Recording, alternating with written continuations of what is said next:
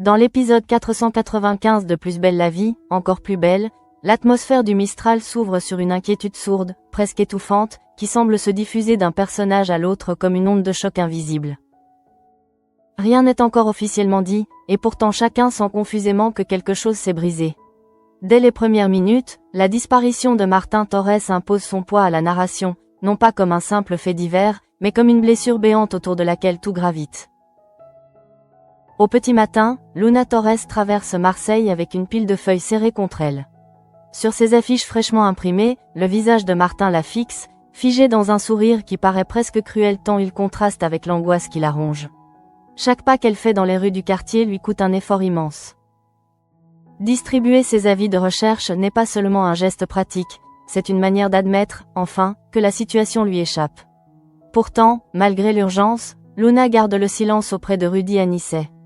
Elle n'ose pas lui dire que Martin est introuvable, que les heures passent et que l'absence se transforme peu à peu en cauchemar. Entre eux, ce non-dit devient un mur, fragile mais infranchissable, qui isole Luna dans sa peur.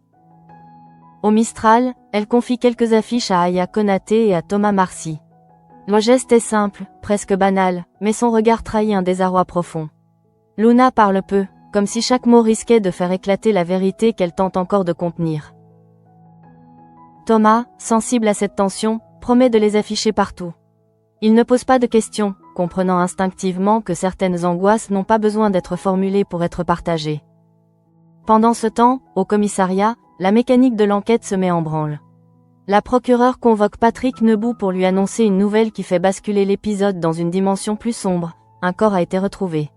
On ne sait encore presque rien, seulement qu'il s'agit d'un jeune homme. Cette information, livrée avec la froideur administrative de l'institution judiciaire, agit comme un coup de tonnerre. Patrick garde un visage impassible, mais l'inquiétude est déjà là. Chaque disparition, chaque mort peut désormais résonner avec celle de Martin. Sur les lieux, Idriss Salem et Stanislas découvrent une scène marquée par la violence. La terre est retournée, une pelle gît à proximité, et tout indique que la victime a reçu un coup fatal à l'arrière du crâne. Charlotte, déjà présente avec l'appoint, procède méthodiquement au relevé d'empreintes. Son professionnalisme tranche avec l'émotion qui gagne peu à peu Idriss. Pour lui, chaque détail est une menace, et si ce corps était celui de Martin? Stanislas, après un rapide examen, se veut rassurant. Il affirme que ce n'est pas lui, que la victime pourrait être un simple ouvrier. Ces mots, bien que posés, peinent à dissiper totalement l'angoisse d'Idriss, qui sait trop bien que les certitudes sont fragiles dans ce genre d'affaires. À ce moment-là, l'enquête prend un tournant décisif. Le téléphone de Nabil Slimani a borné, fournissant une localisation précise. Idriss et Stanislas s'y rendent sans perdre une seconde. Sur place, ils découvrent une camionnette abandonnée, un téléphone à l'intérieur, tout concorde. Cette camionnette, Idriss la reconnaît aussitôt. C'est celle dans laquelle Martin était allongé lorsqu'il a été témoin de 2 meurtres.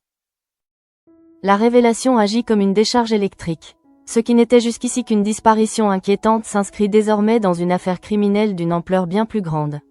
L'appoint procède à des prélèvements minutieux, tandis que le silence qui entoure le véhicule semble chargé de toutes les vérités qu'il s'apprête à livrer. Dans un tout autre registre, mais non moins tendu, Vanessa Kepler encaisse un revers brutal. À la faculté, le doyen a tranché, les masterclass sont annulés. La décision est sans appel, motivée par la peur du scandale. Pour Vanessa, habituée à contrôler chaque situation, c'est une humiliation cuisante.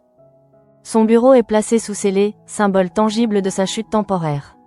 Lorsqu'Ulysse Kepler lui avoue qu'un client s'est retiré à cause de l'affaire Octalis, elle tente de masquer sa colère derrière un calme glacé. Mais sa promesse est claire, lorsqu'elle aura identifié la personne qui l'a piégée, la riposte sera violente. Plus tard, Thomas vient la voir. Il exprime son mécontentement face à son remplaçant, qu'il juge médiocre, et ose même demander des cours particuliers. La confrontation est brève mais révélatrice. Vanessa le rabaisse, lui lance qu'il n'a pas le niveau, avant de le défier de se faire tester. Ce face-à-face, presque cruel, expose 2 visions du pouvoir, celle d'une femme déchue mais toujours redoutable et celle d'un homme en quête de reconnaissance. Pendant ce temps, au Mistral, un moment plus doux vient tempérer l'obscurité ambiante. Blanche Marcy utilise l'appareil photo laissé par Hector Kepler. Sans vraiment réfléchir, elle photographie Vadim et Noémie. Vadim s'agace d'abord, rappelant que cela ne se fait pas sans consentement, puis il se laisse aller à expliquer les réglages, la lumière, l'importance de l'instant. Ces mots surprennent Blanche. Pour lui, La photographie n'est pas qu'une technique, c'est une manière de capturer l'émotion. Lorsqu'il la photographie à son tour, Blanche perçoit chez lui un talent sincère, presque inattendu, et une complicité discrète commence à naître. La première partie de l'épisode se referme alors sur une tension diffuse, tandis que le rapport d'autopsie se prépare et que les empreintes de Martin s'apprêtent à lier définitivement sa disparition à l'affaire criminelle, chacun semble suspendu à une vérité encore invisible. Luna, plus que jamais, est désemparée. Et dans le silence du Mistral, une certitude s'impose déjà, rien ne sera plus comme avant. Le silence qui s'installe après les premières constatations n'a rien de rassurant. Il pèse, il comprime, il s'insinue jusque dans les pensées les plus intimes. À mesure que la journée avance, Luna Torres sent l'angoisse lui grignoter le cœur. Chaque affiche collée, chaque regard croisé dans la rue est un rappel cruel. Martin n'est toujours pas rentré. Elle se surprend à guetter son téléphone, espérant un message, un signe, n'importe quoi qui pourrait briser l'attente. Mais l'écran reste obstinément muet. Luna avance pourtant, mécaniquement, comme si l'action pouvait la protéger de l'effondrement. Elle s'interdit de penser au pire, se raccroche à l'idée que l'absence n'est pas encore une preuve. Dans les couloirs du commissariat, l'atmosphère se tend. Idriss Salem ne parvient pas à se défaire d'un malaise persistant. L'image de la camionnette retrouvée le hante. Il se repasse la scène en boucle, chaque détail prenant une importance démesurée. La certitude que Martin a été mêlé à quelque chose de grave s'impose peu à peu, sans qu'il n'ose encore la formuler.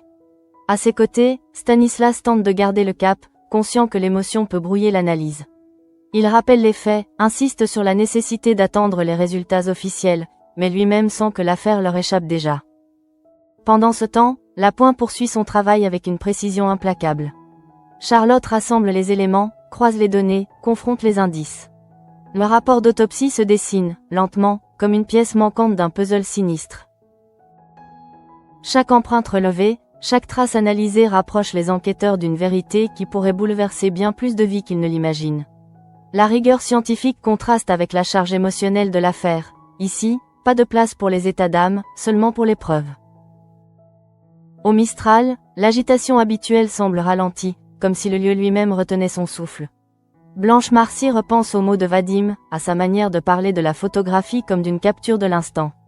Cette parenthèse artistique lui a offert un court répit, une échappée hors du chaos ambiant. Pourtant, même cette douceur est teintée d'une mélancolie diffuse. Blanche sait que Luna traverse une épreuve terrible, et cette pensée assombrit son enthousiasme. La complicité naissante avec Vadim apparaît alors comme un fragile îlot de sensibilité dans une mer d'incertitude. À l'autre bout du quartier, la colère de Vanessa Kepler ne retombe pas. Les scellés apposés à l'entrée de son bureau sont une humiliation qu'elle ne digère pas. Elle tourne en rond, réfléchit, anticipe déjà les coups à venir.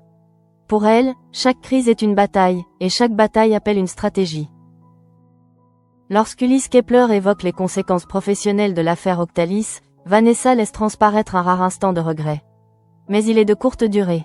Très vite, sa détermination reprend le dessus, elle retrouvera celui ou celle qui a orchestré sa chute, et la vengeance sera à la hauteur de l'affront. La soirée approche, et avec elle une nouvelle vague d'inquiétude. Luna, épuisée, rentre chez elle sans avoir osé parler à Rudy Anisset. Le poids du secret devient presque insupportable. Elle sait qu'en se taisant, elle le protège autant qu'elle se protège elle-même. Dire la vérité, ce serait accepter que la disparition de Martin puisse prendre une tournure irréversible. Alors elle se mure dans le silence, priant pour que le lendemain apporte des réponses. Dans la pénombre du commissariat, un appel retentit enfin, le rapport est prêt. Les empreintes retrouvées sur la scène et dans la camionnette parlent désormais d'elles-mêmes. Sans encore tout révéler, elles esquissent un lien troublant entre le corps découvert et la disparition de Martin. Patrick Nebout, informé, comprend immédiatement la gravité de la situation. Ce qui s'annonçait comme une enquête distincte se révèle être un engrenage beaucoup plus complexe, où chaque personnage est susceptible d'être affecté. La deuxième partie de l'épisode se conclut sur cette certitude glaçante, les lignes sont en train de se rejoindre. Les peurs de Luna, les doutes d'Idriss, la colère de Vanessa et les élans plus lumineux de Blanche et Vadim s'inscrivent désormais dans un même mouvement. Et tandis que la nuit tombe sur le Mistral, une question obsède tous les esprits. Jusqu'où cette affaire va-t-elle les entraîner ? La nuit s'installe sur le Mistral avec une lenteur trompeuse, comme si chaque minute cherchait à étirer l'attente. Au commissariat, les néons projettent une lumière crue sur les visages fatigués. Patrick Nebout lit et relit les premières lignes du rapport, conscient que ce document va sceller un basculement. Les empreintes relevées par la pointe ne laissent plus de place à l'approximation. Les noms apparaissent, froids, implacables, et l'un d'eux heurte de plein fouet les certitudes de l'équipe. Idriss Salem reçoit la confirmation comme un coup au plexus. Les empreintes de Martin Torres figurent bien parmi celles retrouvées sur la scène liée au corps découvert. Ce n'est plus une simple hypothèse, ni une inquiétude diffuse. La disparition de Martin est désormais officiellement connectée à une affaire de meurtre. Idriss serre les poings, partagé entre la rigueur professionnelle et une angoisse profondément humaine. Il pense à Luna Torres, à ce qu'elle va ressentir lorsqu'elle apprendra la nouvelle. Il sait déjà que ce moment sera l'un des plus difficiles à affronter. À ses côtés, Stanislas tente d'analyser la situation avec recul. Il rappelle que la présence d'empreintes ne signifie pas forcément une culpabilité directe, qu'il existe 1000 scénarios possibles. Pourtant, même ses propres mots sonnent creux. Il est évident que Martin se trouvait là, qu'il a été impliqué d'une manière ou d'une autre. Cette certitude ouvre une série de questions vertigineuses. A-t-il fui? Est-il retenu? Ou pire encore, est-il en danger imminent? Pendant ce temps, loin du commissariat, Luna tourne en rond dans son appartement. Les affiches qu'elle n'a pas encore distribuées sont empilées sur la table, comme un rappel constant de son impuissance. Elle essaie de se convaincre qu'elle a fait tout ce qu'elle pouvait, mais la culpabilité la ronge. Elle se demande si son silence envers Rudy Anicet n'est pas une erreur. Chaque fois qu'elle imagine son regard s'il apprenait la vérité, elle recule, incapable de franchir ce pas. La solitude de Luna devient presque palpable, une chape de plomb qui l'empêche de respirer pleinement. Au même moment, Vanessa Kepler affine sa stratégie. L'éviction de la faculté n'a fait que renforcer sa détermination. Elle passe en revue les visages, les conversations, les signes qui auraient pu lui échapper. Dans son esprit, l'affaire Octalis n'est pas qu'un scandale, c'est une trahison personnelle. Lorsqu'elle murmure qu'elle fera payer celui ou celle qui l'a piégée, il ne s'agit pas d'une menace en l'air, mais d'une promesse froide, calculée, presque méthodique. Au Mistral, une atmosphère plus feutrée s'installe. Blanche Marcy retrouve Vadim autour de l'appareil photo d'Hector Kepler. Il parle à voix basse, comme pour respecter le poids de la nuit. Vadim évoque les prises de vue nocturnes, la manière dont l'ombre peut parfois révéler plus que la lumière. Ces paroles résonnent étrangement avec ce que traverse le quartier. Tout semble dissimulé, prêt à surgir au moment le plus inattendu. Blanche l'écoute avec attention, touchée par cette sensibilité qu'elle n'avait pas perçue au premier abord. Dans ce court échange, elle trouve un apaisement fragile, presque coupable, alors que tant d'autres souffrent. Retour au commissariat. Charlotte confirme les résultats. Les empreintes de Nabil Slimani sont bien présentes, tout comme celles de Martin. Pour Idriss et Stanislas, il n'y a plus de doute, les deux affaires sont étroitement liées. Le puzzle commence à prendre forme, mais l'image qu'il dessine est inquiétante. Martin n'est plus seulement un disparu, il est désormais au cœur d'un engrenage criminel dont l'issue reste incertaine. La troisième partie de l'épisode s'achève sur cette révélation lourde de conséquences. Tandis que chacun affronte ses propres démons, Luna sa peur, Idriss son impuissance, Vanessa sa soif de revanche, Blanche son besoin de sens, une vérité s'impose, la nuit du Mistral n'est qu'un prélude. À l'aube, plus rien ne pourra être ignoré, et les masques commenceront à tomber. L'aube peine à se lever sur le Mistral, comme si la ville elle-même hésitait à sortir de l'obscurité. Dans l'appartement silencieux, Luna Torres n'a pas fermé l'œil. Elle est restée assise, le regard perdu dans le vide, à écouter les bruits familiers du quartier qui reprennent peu à peu leur place. Chaque son lui rappelle que le monde continue de tourner, indifférent à l'angoisse qui l'étreint. La certitude que Martin est désormais lié à une affaire criminelle s'impose à elle sans qu'elle n'en connaisse encore les détails. Elle le sent, presque physiquement, comme une intuition douloureuse qui lui serre la poitrine. Plus le temps passe, plus son silence envers Rudy Anicet devient lourd à porter. Elle se promet de lui parler, bientôt, mais repousse encore ce moment, redoutant l'instant où les mots deviendront irréversibles. Au commissariat, la fatigue n'a pas émoussé la détermination d'Idriss Salem. Il passe en revue chaque élément de l'enquête, cherchant une faille, une incohérence qui pourrait offrir un espoir. Les empreintes de Martin sont là, indéniables, mais Idriss refuse de croire qu'il puisse être coupable de quoi que ce soit. Pour lui, Martin reste avant tout un jeune homme pris au mauvais endroit, au mauvais moment. Cette conviction intime devient un moteur. Tant que Martin n'aura pas été retrouvé, il ne se résoudra pas à conclure. Stanislas, plus pragmatique, l'encourage à garder cette distance nécessaire entre l'émotion et les faits. Mais lui aussi sent que l'affaire touche désormais quelque chose de plus profond que la simple procédure. Dans un tout autre décor, Vanessa Kepler prépare sa riposte. Les scellés sur son bureau ne sont plus seulement une humiliation, ils sont devenus un symbole de défi. Elle reçoit Thomas Marcy, qui insiste encore pour des cours particuliers. Leur échange est tendu, presque électrique. Vanessa le jauge, le provoque, remet en cause sa légitimité. Derrière cette dureté, elle teste aussi sa propre capacité à rester maîtresse du jeu. Même affaiblie, elle refuse de renoncer à son aura d'autorité. Pour Thomas, cette confrontation est un révélateur. Il comprend que Vanessa, malgré les coups reçus, demeure une adversaire redoutable. Au Mistral, la douceur relative du matin n'efface pas totalement la tension de la veille. Blanche Marcy retrouve Vadim autour d'un café. Ils parlent peu, mais leurs silences sont chargés de sens. Vadim évoque à demi-mot la nuit, les images qu'il a en tête, la manière dont certaines scènes restent imprimées dans la mémoire comme des photographies impossibles à effacer. Blanche l'écoute, touchée par cette sensibilité qu'elle découvre peu à peu. Elle pense à Luna, à sa détresse, et se promet d'être plus présente, plus attentive. Cette complicité naissante avec Vadim, aussi fragile soit-elle, devient pour elle une manière de résister à la dureté ambiante. Pendant ce temps, les pièces du puzzle continuent de s'assembler. Les informations circulent, les hypothèses se multiplient, et chaque nouvelle donnée renforce l'idée que la disparition de Martin n'est pas un simple incident isolé. Patrick Nebout, conscient de la portée de l'affaire, anticipe déjà les conséquences humaines de l'enquête.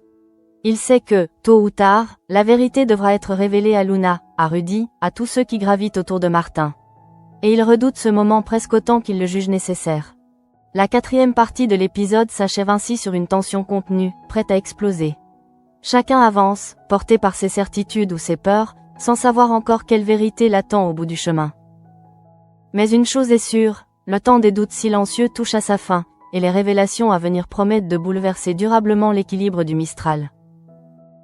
La journée s'avance avec une lourdeur inhabituelle, comme si chaque heure ajoutait une couche supplémentaire de tension.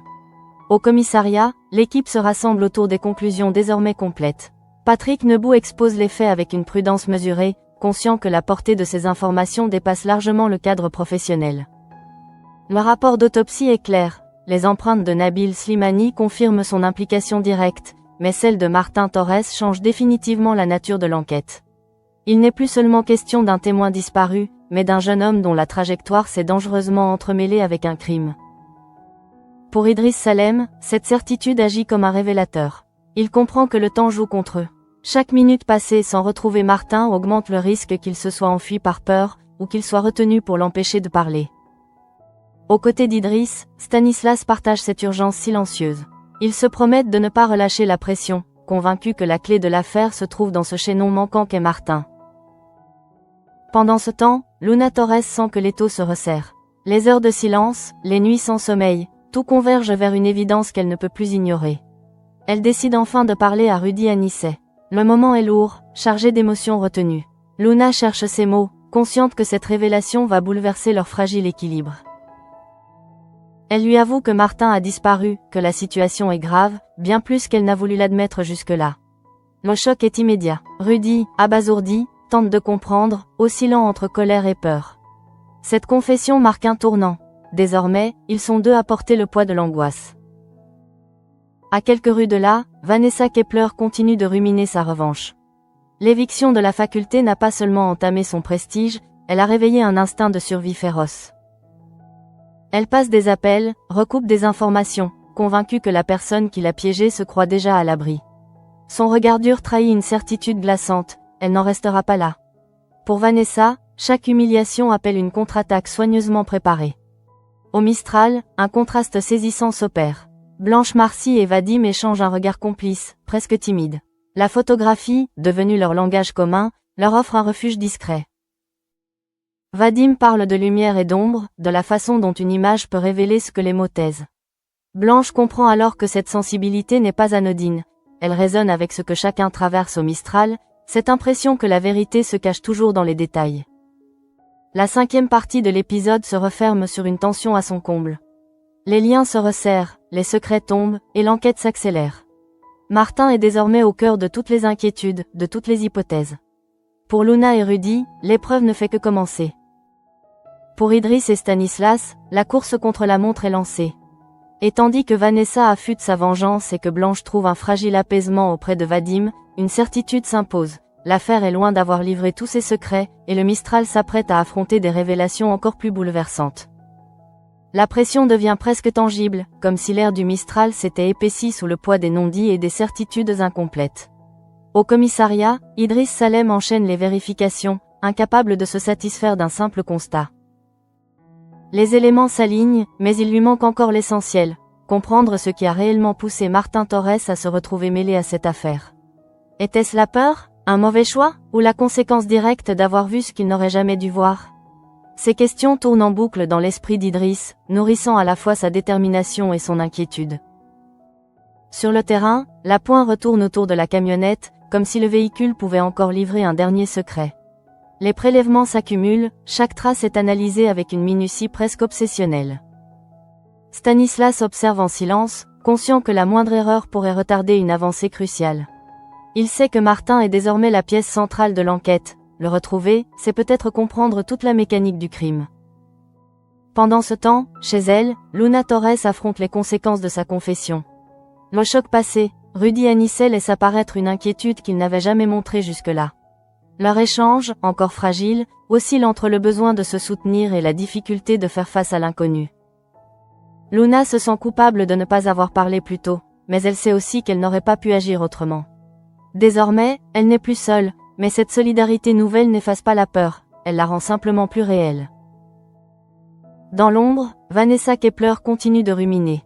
Chaque information qu'elle glane renforce son intuition, quelqu'un a sciemment cherché à la discréditer, à la pousser hors jeu. Elle feint le calme, mais derrière cette façade, la colère gronde. Vanessa n'est pas du genre à accepter une défaite, encore moins lorsqu'elle estime qu'elle est injuste. Sa vengeance n'est plus une simple menace, elle devient un projet mûrement réfléchi, prêt à se déployer dès que l'occasion se présentera. Au Mistral, Blanche Marcy observe Vadim avec un regard différent. Leur complicité, née presque par hasard autour d'un appareil photo, s'approfondit. Vadim parle peu, mais ses silences sont éloquents. Il explique à Blanche que certaines images ne prennent tout leur sens qu'après coup, lorsqu'on accepte de regarder au-delà de la surface. Ces paroles résonnent étrangement avec ce qui se joue autour d'eux. Au Mistral, chacun commence à comprendre que la vérité n'apparaîtra qu'en acceptant de regarder ce qui fait peur. De retour au commissariat, une évidence s'impose à Patrick Nebout. L'affaire est arrivée à un point de non-retour. Les liens entre la disparition de Martin et le corps retrouvé sont désormais trop forts pour être ignorés. Il prépare ses équipes à la suite, conscient que les prochains développements seront déterminants, autant sur le plan judiciaire qu'humain. La 6e partie de l'épisode s'achève ainsi dans une tension contenue, presque insoutenable.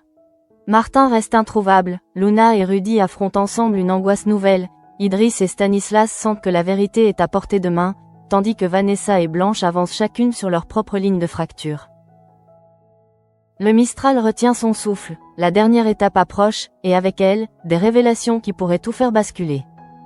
La fin de la journée approche, mais au Mistral, personne ne trouve réellement le repos.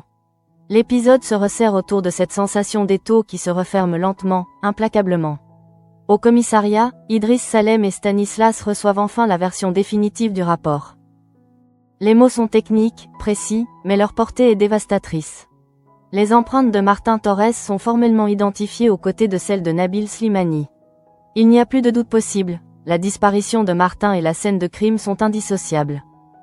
Idriss reste un long moment silencieux, les yeux fixés sur le dossier. Il comprend que ce lien va tout changer. Désormais, Martin n'est plus seulement un jeune homme porté disparu, mais un acteur, volontaire ou non, d'une affaire criminelle majeure. Cette certitude l'ébranle profondément. Il pense à Luna, à la violence de ce qu'elle s'apprête à entendre, à la manière dont cette vérité va redéfinir sa peur. Stanislas, plus posé, met des mots sur ce qu'ils savent déjà tous les deux. L'enquête vient de franchir un seuil irréversible. Pendant ce temps, Patrick Nebout anticipe les conséquences. Il sait que la diffusion de cette information va provoquer une onde de choc bien au-delà du commissariat. Chaque décision à venir devra être mesurée, car derrière les faits se trouvent des vies fragiles, déjà mises à rude épreuve. L'affaire n'est plus seulement judiciaire, elle est humaine, presque intime. Chez elle, Luna Torres ressent confusément que quelque chose vient de basculer. Sans connaître encore les détails, elle sent que la disparition de Martin a changé de nature.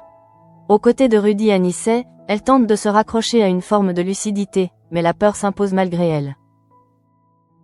Les regards échangés disent tout, l'inquiétude, l'impuissance, et cette question muette qui plane entre eux. Martin est-il encore en sécurité? Ce moment marque un tournant dans leur relation, désormais soudée par une angoisse partagée qu'aucun mot ne peut apaiser.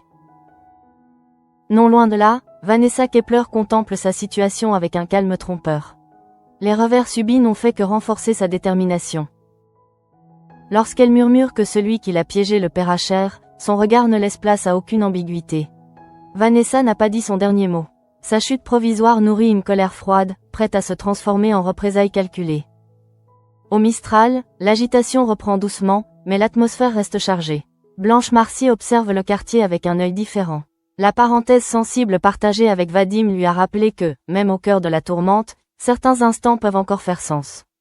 Pourtant, elle sait que cette légèreté est fragile, menacée par les révélations qui s'annoncent. La 7e et dernière partie de l'épisode se conclut sur une certitude glaçante, toutes les intrigues convergent. La disparition de Martin, la découverte du corps, la camionnette, les empreintes, tout forme désormais un même faisceau de vérité prêt à éclater. Luna est désemparée, Idriss abasourdi, et l'ombre du crime plane plus que jamais sur le Mistral. Plus rien ne pourra être ignoré, et les prochains jours promettent de faire voler en éclats les derniers faux-semblants.